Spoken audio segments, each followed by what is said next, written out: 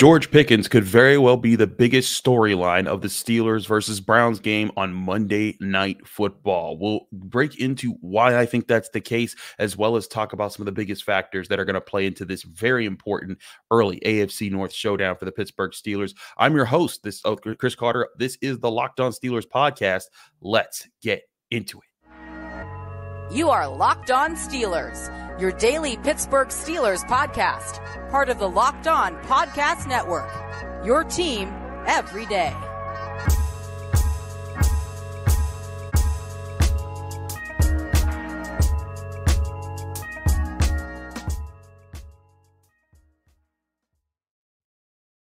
Hello, and welcome to the Locked On Steelers podcast. I'm your host, Chris Carter, bringing you your daily dose of all things on the Pittsburgh Steelers. As always, you can find the show on your favorite podcasting apps and on YouTube. Like this video if you enjoy it. Subscribe to this YouTube channel to get all of your daily Monday through Friday episodes, as well as our bonus content. We thank you for making us your first listen every day, because we're your team every day. And today's episode is brought to you by LinkedIn. LinkedIn Jobs helps you find the qualified candidates you want to talk to faster. Post your job for free at linkedin.com/LockedOnNFL. That's linkedin.com/LockedOnNFL to post your job for free. Terms and conditions apply.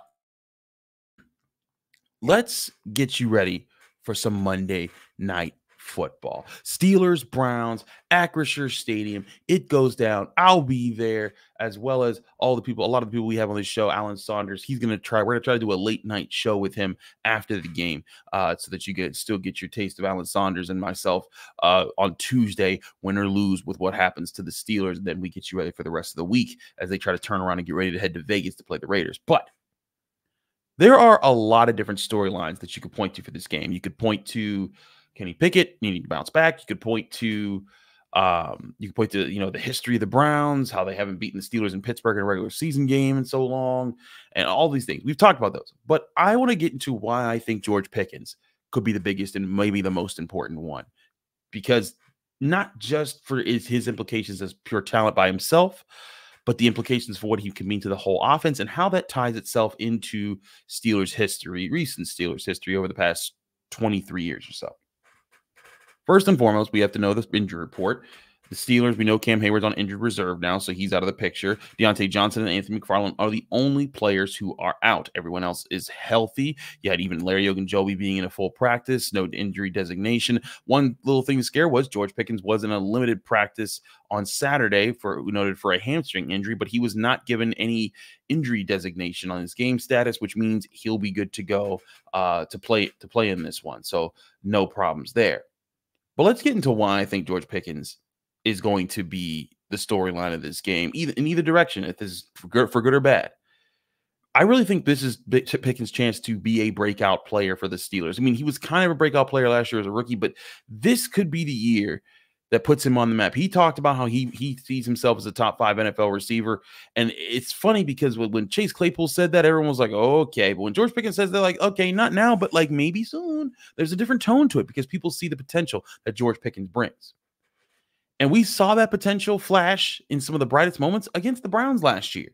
Now, if you remember, I showed Mike Tomlin on this very show talking about how the Browns cornerbacks were a huge factor last week in their game against the Bengals when they won. They limited Jamar Chase. They limited T. Higgins. Those guys can run. But you know what? George Pickens has gone up against those guys. He made one of the biggest catches of the year in the third week of the season, early on when Mitch Trubisky was still starting. And then he scored a touchdown on a pass from Kenny Pickett against the Browns in the regular season finale. He knows how to beat these guys. He can beat these guys. I think he's talented enough. And now, he's wide receiver 1, he's going to get a real chance to do it while being the lead guy. And I think that's something that's going to happen here. And without Diontae Johnson, he needs to be the wide receiver 1. He needs to get open, make tough catches, get the yards after the catch, do all the things that he says he can do, and be the player that I think we've all kind of seen the potential of for the past year or so since he's joined the Steelers. But I also think beyond just the potential of what he does, we've talked about how he's improved as a route runner. We've talked about his combat catchability. We've talked about how he's getting sharper as a player. But I think it's important to note that, like, it's not just him exploding and then it's just, okay, the Steelers just know they have a talented weapon there. No, that could be very much a big part of how Kenny Pickett starts to figure out this offense, is if he just finds that A weapon, that A grade weapon that just takes over games that he can just go to in a pinch because he knows they're going to make the play. And not that he shouldn't feel that about Pat Freiermuth or Diontae Johnson or Najee Harris, but George Pickens could end up being that guy. And I say that because I point back to times that I think about when the Steelers offense took serious steps to go forward, not really recently, but over the past 23 years. And I look at it, and it was the emergence of a playmaker wide receiver that led to those situations. I think back to the start of the Killer B era, and that was, and really you saw the kind of dawn of it in 2013. Le'Veon Bell was drafted that year, but he didn't really emerge until as a supreme threat until 2014. No, it was Antonio Brown in 2013, who, when Ben Roethlisberger realized, I just need to get that guy the football, that's when the offense started to open up for the Steelers again. Because remember, the offense was kind of meh for a while, and then the defense kind of aged out from the late 2000s to the early 2010s. And then in 2012, when they went 8-8 in 2013, when they went 8-8 for a second year, there was a lot of wonderings. Oh, can the Steelers bounce back? But one of the things that came out of the end of that season was they knew that Antonio Brown was a bad dude. And sure enough, after that, he had the greatest 6-year run of any wide receiver in NFL history. And in doing so, the Steelers offense went in 2013 from being 16th to being 7th in 2014. And granted, you could just say, well, that was AB. That was Antonio Brown. He was the best receiver of that decade. Okay, sure. But how about the decade before that, when it was a completely different quarterback? It was Cordell Stewart. And from 2000 to 2001, the Steelers, they very similarly went from ranking 17th in scoring offense to 7th. What was the big factor in that change? It was the emergence of Plaxico Burress. Hines Ward was an established threat, and everyone knew that he was a problem, but they needed another playmaker on the field, a guy who could step up and be that guy for Cordell Stewart, and Plaxico Burress turned out to be that guy. And, of course, now you have a similar situation where you have a quarterback trying to find his way in the offense, a young receiver trying to prove himself to be an elite playmaker. And you know what also is very similar in these situations? All three of those teams had coordinators trying to find their way, at least with the Steelers. Mike Mularkey was in his first year with the Steelers in 2001 when he was coaching Cordell Stewart in that offense. Todd Haley, 2013 was his first year, I believe, and 2014 was his second year. But either way, he was he was early in his stage of being an offensive coordinator for the Steelers, and they were searching for an identity. If you remember the start of that 2013 season, there were questions about the offense. They didn't know where to go with the ball. Antonio Brown was saying, "Throw me the doggone ball," and he didn't say "doggone." He said something a little bit harsher than that. And then they threw him the doggone ball, and then they realized, oh wait, that is the key here. And I think it's as simple as that. Kenny Pickett has to be able to get the ball to his playmakers, but he especially needs to get the ball to George Pickens because that guy can break games open for you. I said it when I told you about my tape review of the Niners game. First third down attempt of the game when he took a sack, George Pickens was one-on-one going down the deep part of the middle of the field, beating his man. The middle of the field was open. Pickett just had to put it in a place where he can just run to it. Pickens could have caught it, and it would have been a huge play to start the game, and it sets a completely different tone. And it's plays like that that can start to open up the entire offense, not just because Pickens will get his numbers from Pickett, but also because when that starts to happen, then defenses have to look at him a little bit differently than they do. Which means that they have to start paying more attention to Diontae Johnson, him over Diontae Johnson and Pat Freiermuth, and the run game. And then when people have to pay attention to your pass game because there's a premier threat that they have to be concerned about, and they can see that you can get him the football pretty consistently, then they can't focus on your run game, and then the offensive line gets a little bit of pressure taken off of it. It can do a better job of establishing the line of scrimmage, and Najee Harris and Jaylen Warren can be that 1-2 punch that you really want. And again, we've seen this before with two different Steelers offenses. And there's probably people out there that can probably name a couple more out there. But in modern football, I think there's very much a path here, a linear path here that we can see where George Pickens could be very much the key that gets the Steelers going if they're going to get going offensively this year.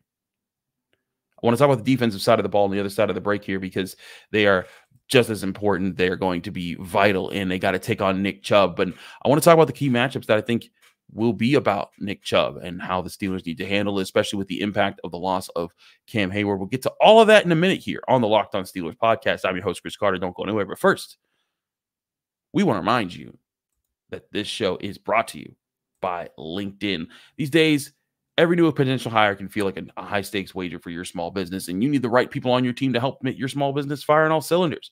Create a free job post in minutes on LinkedIn Jobs to reach your network and beyond. It's the world's largest professional network of over 810 million people. Then add your job in the purple hashtag hiring frame for your LinkedIn profile to spread the word so that you're hiring, so that your network can help you find the right people to hire. Simple tools like screening questions make it easy to focus on candidates with just the right skills and experience so you can quickly prioritize who you'd like to interview and hire. It's why small businesses rate LinkedIn Jobs #1 in delivering quality hires versus leading competitors. LinkedIn Jobs helps you find the candidates you want to talk to faster. Did you know every week nearly 40 million job seekers visit LinkedIn? Post your job for free at linkedin.com/LockedOnNFL. That's linkedin.com/LockedOnNFL to post your job for free. Terms and conditions apply. We're also brought to you by Prize Picks. Prize Picks is the most fun that you can have, winning up to 25 times your money during football season. All you need to do is pick 2 or more players, think you have a fantasy beat on their day, and just guess more or less on their projected stats from Prize Picks, and you can win on any entry. And you can keep making entries as much as you want. Prize Picks is a fun new daily fantasy game where you're not up against a whole bunch of other people. You're not up against a pool of thousands of people and hoping that you get lucky with and hitting the lottery with the right player at the right time. All you're doing is you're going up against Prize Picks. If they say a player is going to get more or less a certain stat and you guess right, you can win money right off of Prize Picks. Just pick 2 to 6 players and pick more or less, and you can win there. For example, you can guess if Justin Jefferson will have more or less than 100 yards receiving in a game, or if Lamar Jackson will throw more than 1 touchdown pass in a game. You combine those 2 simple ones right there, and you have a bet from Prize Picks. Prize Picks offers weekly promotions that can lead to big payouts like Taco Tuesday, where each Tuesday Prize Picks discounts select players' projections up to 25% to provide even more value. Prize Picks includes NFL, NBA, MLB, and NHL, college sports, and so much more. Download the Prize Picks app today or go to prizepicks.com to sign up and play daily fantasy sports. Go to prizepicks.com/LockedOnNFL and use code LockedOnNFL for a first deposit match up to $100. That's prizepicks.com/LockedOnNFL and use code LockedOnNFL for a first deposit match up to $100.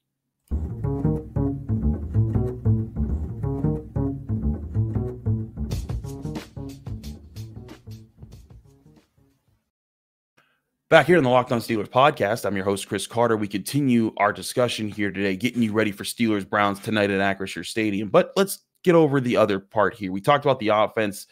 We know the defensive line is going to be huge in this game because the Browns are going to want to run the ball. They're going to want to test your gap integrity, both with running the ball to Nick Chubb and with Deshaun Watson, because he can use his legs, and we saw that a little bit last week as well. But I want to talk about what some specifics in this matchup, because I really do think that the Steelers' interior defensive line has like Pickens, has a chance to really set a strong tone for the season. Now, as we know, Cam Heyward out for what we assume is going to be about 8 weeks. It's on injured reserve. So now it's up to Larry Ogunjobi, who was a full participant in practice on Saturday, which is a good sign that he'll play and be healthy. You got DeMarvin Leal, who you drafted in the 3rd round of last year. You got Keeanu Benton, who you drafted in the 2nd round of this year. You got Isaiah Loudermilk, who's been an improvement out of camp. You have the people to be physical. You still have Montrevious Adams, by the way. And as much as I've been on the train of, listen, I think Braden Vahoko should be getting a hat over that guy. He's at least a veteran that can be in that mix there. And they're going up against a Browns offensive line, but for the most part, the Steelers kicked the butt of last year at the regular season finale. They were able to get after Deshaun Watson, sack him 7 times. And the biggest difference right now is that they don't have the same right tackle anymore. And the guy that they brought in to be that right tackle, Jack Conklin, he's hurt and out for the season.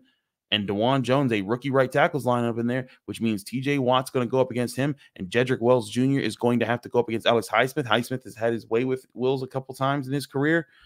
I think that this could very well be an interesting situation for the Steelers' defense, and specifically their defensive line, to be the game changers of this game.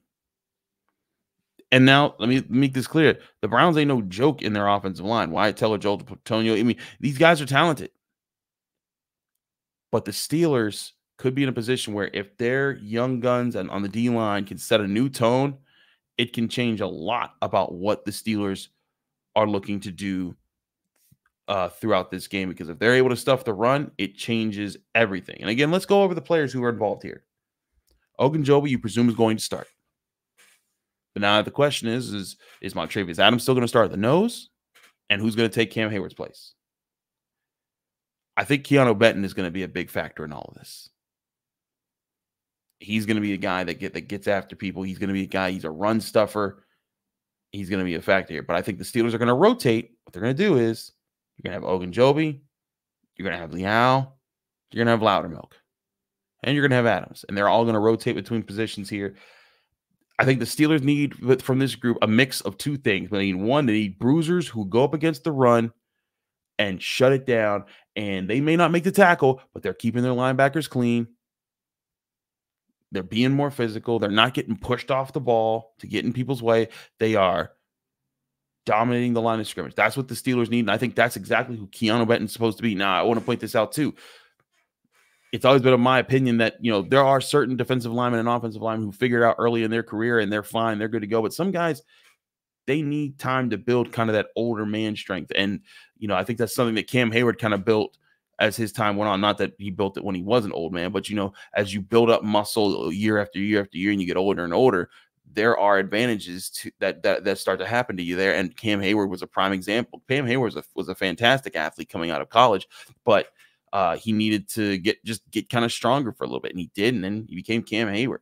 And I'm not here to say that Keanu Benton or DeMarvin Leal are about to become Cam Heyward, but I am saying this is their chance to prove that they could be on the path to being the next great Steelers defensive line.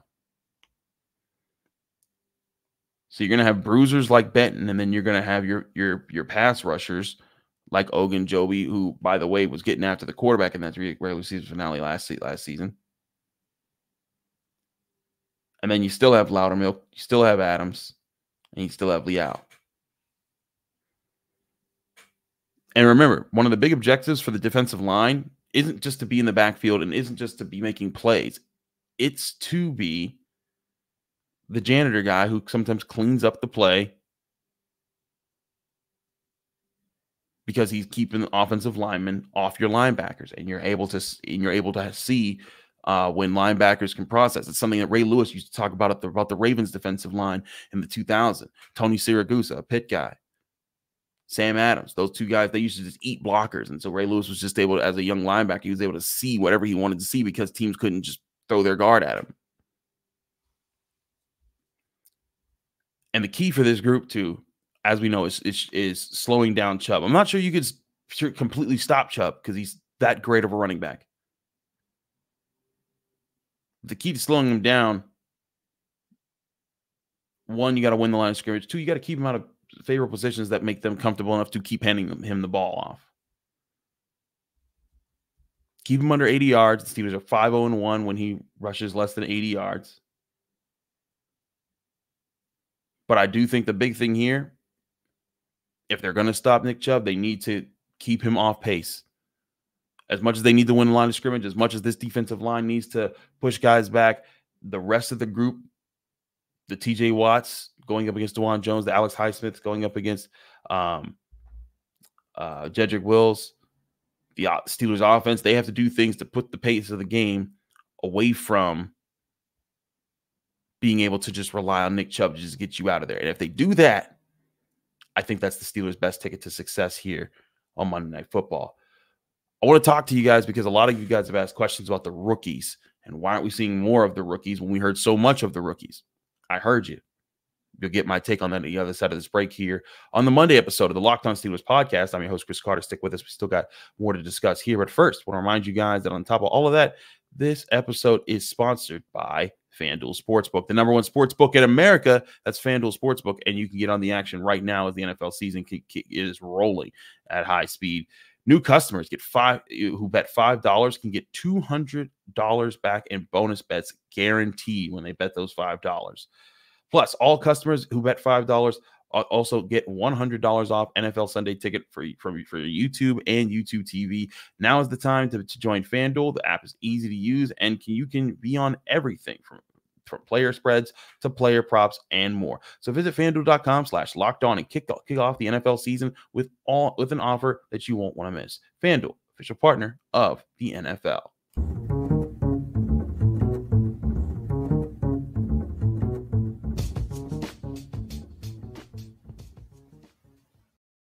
Back here on the Locked On Steelers podcast, I'm your host, Chris Carter. We're going to round out the show today with a point about the Steelers rookies, because I've seen a lot of people wondering, why aren't we seeing more of the rookies? We heard so much about these rookies all through the draft and all through LTAs and mini camp and training camp. And listen, I hear you, but this is a Steelers team that has a lot of veterans on it, and that's kind of what you wanted to bring them into, so that they could learn the proper way and then approach it looking a lot more fresh.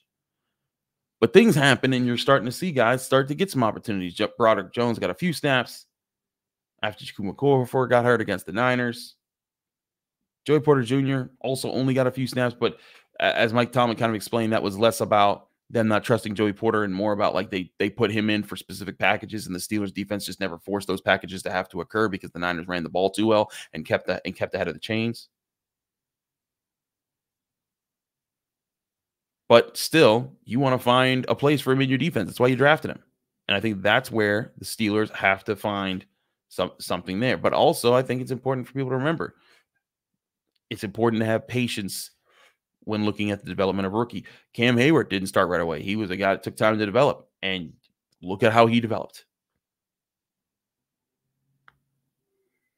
But yeah, Broderick Jones, who's seen a little bit of snaps. You've seen Joey Porter Jr., who's seen a little bit of snaps.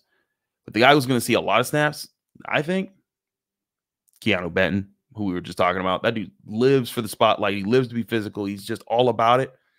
I think that he's going to be a real big problem on the Steelers defensive line and cause some real issues for opposing offensive lines. But to get away from just specifically this game, let's keep going here. Darnell Washington. I think that they've put him in the offense more than enough. He's been in it. He's been running routes, and he's been getting open. Bottom line is, like a lot of the guys last week, Kenny Pickett wasn't seeing him. And that's the thing. If Kenny Pickett can get that guy the ball with his talents, look out. We've already seen him have some amazing blocking. I'm intrigued to see if he's going to get a chance to go one-on-one against Myles Garrett at all in pass protection or running the ball, and just see how it plays out. Nick Herbig, fourth round pick. I think he's doing fine. He's doing better than fine for what you expect out of him. It's just as far as existing and what he's able to bring to the table. But you look through the rest of the rookies, it's reasonable to ask, why haven't they played as much? Broderick Jones, he's not playing because Dan Moore Jr. looked really good at training camp, and then he looked not as really good in week one. And if he looks bad in week two, there may be a call there to get Broderick Jones in the game. That was confirmed. Broderick Jones did practice a little bit of right tackle because they needed to be flexible, but I really do think that Dan Moore Jr., it's not about watching over your back. That's never healthy. But Dan Moore Jr., he needs to be playing with everything he has right now. He needs to prove to the Steelers, hey, I'm still the guy. I just had one rough game. And if he does that, maybe he holds on to his position a little bit longer. But if he doesn't, that Broderick Jones clock is ticking closer and closer to midnight. Now, again, I go back and I look at how these rookies are lined up and the guys who are over them. One person who's over one of those rookies is Levi Wallace over Joey Porter Jr. And a lot of people saw Levi Wallace have maybe the worst game I've seen of him play as a Steeler. So I get that. And he's in the way of Joey Porter Jr. getting snaps. But I think tonight could be a very good opportunity for not just Levi Wallace, but also Joey Porter Jr. to go up against a receiving core that's missing its top option. Amari Cooper is supposed to miss the game with an injury. And it looks like Devontae Adams might miss the next Steelers game in Vegas. But whatever happens, You do want to see those guys out there, but I think it's just going to still take a little bit more pace before you see them at full pace and going in the way that you expect this team to just go out and win. It takes time to develop, especially with rookies, but especially also new vets. That stuff happens. But a good team is the team that limits how often it happens. So if the Steelers aren't able to limit what happened on last Sunday against the Niners, okay, maybe there's a problem. But if the Steelers can go into this game, execute these key things, get George Pickens the ball, let him be a playmaker, have him be a playmaker, keep your eyes on for other opportunities, have their defensive line, their young defensive line be the new bruisers that they're looking for, and find a way to get their rookies a little bit more involved in ways that are easier for them to adapt to the game, I think they'll have a good chance of winning on Monday Night Football. I'm your host, Chris Carter. This has been the Locked On Steelers podcast, the Monday edition here. Thanks so much for tuning in. And thanks again, really, everybody. And also, I want to say a shout out to a lot of different people. I keep bumping into a lot of fans out just when I'm out doing things. Don't ever be afraid to say hi. I appreciate everyone who does say hi. It's really cool to know that you guys like the show. Thanks again, everybody. I'm Chris Carter. Follow me on Twitter and Instagram at Carter Critiques. Read my work at the Pittsburgh Post-Gazette. Also, check me out here on the Locked On Steelers podcast, Monday through Friday, breaking things down on your Pittsburgh Steelers right here on the Locked On Podcast Network. And again, thanks to everyone for joining this one. This was this was a pretty fun one to do for a pregame of Monday Night Football, and I can't wait to get to it. I'll see you there if you're at the game.